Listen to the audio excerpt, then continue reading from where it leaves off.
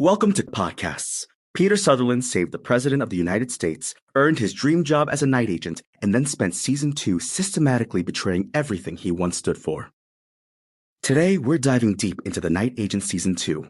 Every major plot twist, character death, and that absolutely wild finale that sets up a completely different show for Season 3. By the end of this episode, you'll understand how a chemical weapons conspiracy nearly triggered World War III and why our hero is now basically a double agent. So let's start with the elephant in the room. This season completely flipped the script on Peter's character, didn't it? Oh, absolutely. According to the page content, Season 2 opens with Peter finally getting what Season 1 promised him, that field position within night action. But instead of the triumphant spy we expected, we get this broken agent in Bangkok with his new partner Alice, and everything goes sideways immediately. Right, and Alice's death in that first episode really sets the tone. Can you walk us through what actually happened in Bangkok? So Peter and Alice are undercover as honeymooners, which is actually pretty clever tradecraft, and they're tracking this CIA leak. They watch Warren Stocker drop off a thumb drive, but when they try to extract, someone's already given away their location. Alice gets shot, Peter jumps into a river to escape, and boom, he's MIA for months. And that's where we get our first major theme of the season, trust, or the complete lack of it. Exactly. The page content mentions that Peter assumes there's a mole in night action, but according to Netflix's own explanation, that's not exactly the case. It's more complicated than that, which becomes this recurring pattern throughout the season. Meanwhile, Rose is trying to build a normal life, right? She's in therapy, working as a programmer. Yeah, she's developing this system called Adverse for a new company. But then she gets this disturbing call from someone asking if she knows where Peter is, and suddenly she's pulled right back into his world. The page content shows how she uses her tracking skills and reconfigures the Adverse code to find Peter's trail in New York. And Peter's gone full rogue at this point. He's working as a basketball teacher to get close to Warren Stocker's son. Right. He steals the kid's phone to set up a meeting with Warren. It's this really morally grey move that foreshadows how far Peter's willing to go. And this is where we start seeing his relationship with his new boss, Catherine, get really tense. Catherine's an interesting character. The page content mentions she resents that Peter was fast-tracked into night action. Yeah, Amanda Warren's Catherine feels like Peter didn't earn his position the proper way. And given that the Thailand mission went sideways due to leaked information, she's got every reason to be suspicious. It creates this immediate tension where neither side knows who to trust. Now let's talk about the big conspiracy, Foxglove. This is where the season really opens up beyond just personal drama. Foxglove is fascinating because it's this government program that was originally designed as a defense against chemical warfare. But according to the page content, the technology has fallen into the wrong hands and is being weaponized. It's like taking a vaccine and turning it into the disease itself. And this connects to the broader international scope of Season 2. We're not just in Washington anymore. We've got Thailand, New York, Iran. Exactly. The page content from Collider specifically mentions how the series expanded its scope with international locations and more layered conspiracies. This isn't just about American politics anymore. It's about a foreign-backed chemical weapons plot that nearly triggered a global crisis. Let's talk about Noor, because she seems to be everyone's favorite new character this season. Noor's story is heartbreaking. According to Entertainment Weekly's recap, she's trying to get her mother and brother Fahad out of Iran. But when Sammy goes to extract them, Fahad refuses to go and fights back, so Sammy's forced to shoot him. Noor doesn't know this happened. And Peter lies to her about it to get the intelligence she's holding? Yeah, he tells her both family members are okay when her brother is actually dead. It's another example of how Peter's moral compass is getting compromised. He's making these utilitarian calculations that would have horrified Season 1 Peter. This brings us to one of the season's most interesting dynamics, Peter and Rose's relationship. How does that evolve? The page content mentions that Rose being pulled back into Peter's orbit reopens emotional wounds that neither fully healed after Season 1. But what's really striking is how their partnership becomes both their strength and their weakness. Right, because according to Time's analysis, Peter can't compartmentalize his relationships as a night agent. His feelings for Rose become a liability. Exactly. And this becomes crucial in the later episodes when Rose's life is threatened. Peter, who was once the moral compass of the show, ends up betraying his country to find her. He breaks into the UN headquarters to steal intelligence for Jacob Monroe. Jacob Monroe, let's talk about him because he seems to be the puppet master behind everything. Monroe is this intelligence broker, and according to Netflix's own explanation, his puppet mastery caused the deadly events of Season 2. The page content reveals that he set up Governor Hagan to win the upcoming presidential election. Wait, so the chemical weapons plot is connected to election manipulation? That's the brilliant part of this season's conspiracy. It's not just about stopping terrorists, it's about how these events reshape American politics. The page content mentions that Peter accidentally helped Hagan win, which means every piece of confidential information heading to the president's desk will soon be up for sale. So let's get into the actual terrorist plot. We've got Marcus and these chemical weapons canisters. According to today's recap, the terrorists led by Marcus disguise themselves as HVAC workers and carry 14 canisters of this chemical weapon called KX into the UN building. It's a Midtown Manhattan chemical catastrophe that Peter and Rose have to prevent. And this is where Peter makes his deal with Monroe, intelligence for Rose's location? Right. Times analysis explains that Monroe strikes this deal with Peter if he can get a special file from within the UN. Monroe will give him the whereabouts of the terrorists. It's this impossible choice between saving Rose and protecting classified information. The UN infiltration sequence sounds intense. How does that play out? According to the episode guide, it's called Cultural Exchange, and it puts Peter's skills to the test, breaching one of the most high-security locations in New York. Noor helps him get a UN badge, but she warns him that Javad is waiting to jump him outside. And Noor's dealing with her own crisis at this point, right? Javad knows she's been working with the Americans? Yeah, Entertainment Weekly's recap shows that Javad tells Noor her brother is dead, but lies that her mother is still in Iran.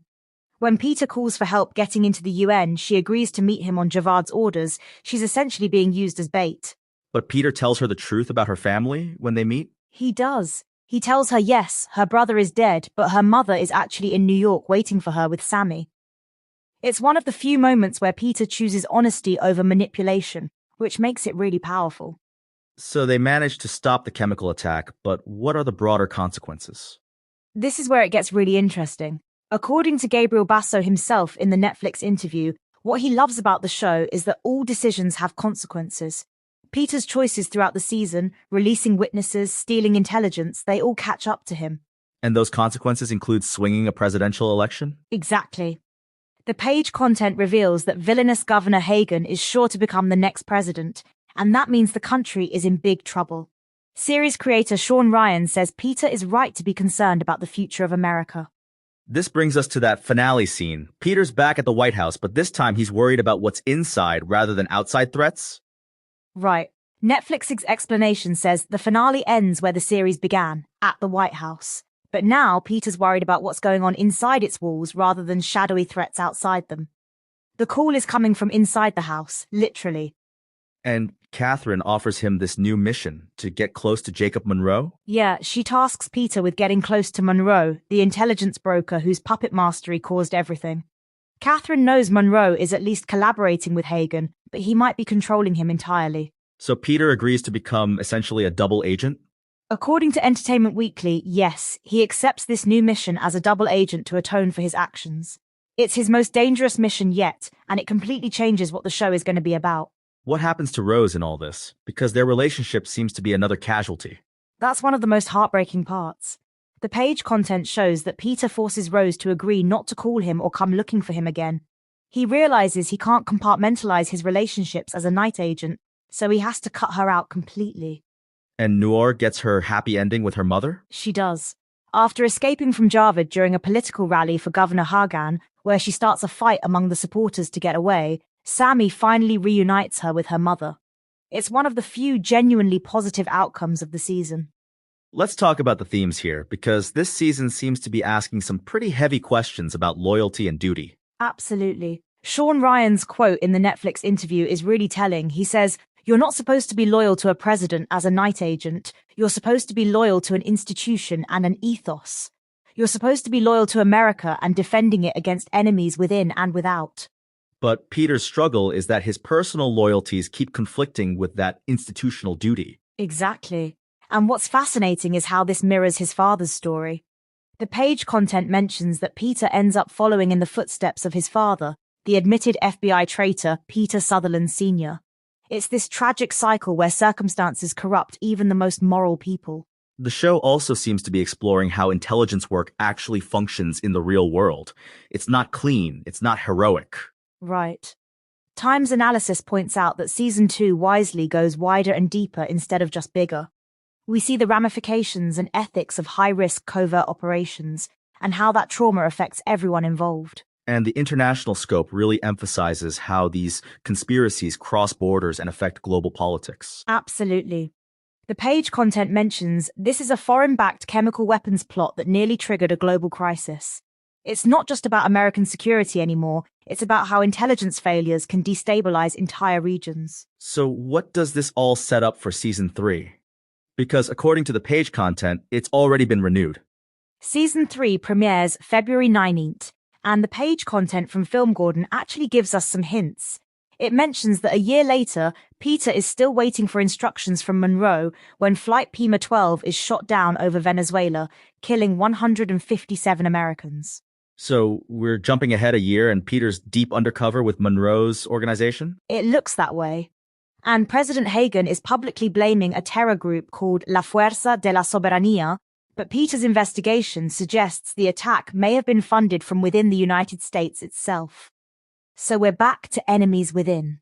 That's a perfect setup for exploring Peter's double agent status. He's probably going to be caught between Monroe's organization and his duty to America. And given what Gabriel Basso said about consequences, Peter's going to have to deal with the aftermath of everything he did in season 2. The page content mentions he stole confidential United Nations documents for Monroe, so that's going to come back to haunt him. It sounds like season 3 is going to be about Peter trying to take down the very organization he's now part of. Which brings us full circle to that theme about institutional loyalty versus personal loyalty. Peter's going to have to figure out how to serve America while being embedded with its enemies. So when you step back from all of this, what's the real story of season 2? It's about how good people get corrupted by impossible choices. Peter starts the season as this idealistic agent who saved the president and ends it as someone who's betrayed his country for personal reasons. But the show doesn't judge him for it. It shows how those circumstances would break anyone. And it's about how individual actions can have massive geopolitical consequences. Peter's personal choices end up affecting a presidential election and potentially destabilizing American democracy. Exactly. The page content shows how this foreign-backed chemical weapons plot ultimately helped alter the course of a presidential election. It's this butterfly effect where personal betrayals become national security crises. What makes this season work is that it doesn't give us easy answers. Peter's not a villain, but he's not a hero either. He's just someone trying to protect the people he loves in an impossible situation. And that's what makes his transformation so compelling. According to the page content, he goes from being the moral compass of the show to someone who betrays his country. But you understand every step of that journey. The Night Agent Season 2 took everything we thought we knew about Peter Sutherland and turned it upside down. From that Bangkok disaster to the UN infiltration to that final choice to become a double agent, this season showed us how quickly heroes can become the very thing they once fought against. And here's what's brilliant about it. Peter's not waiting for a phone to ring anymore. He's the one making the calls now, even if he's not sure who he's really working for. Thanks for joining us, and remember, in the world of the Night Agent, every choice has consequences, and sometimes saving the people you love means losing yourself.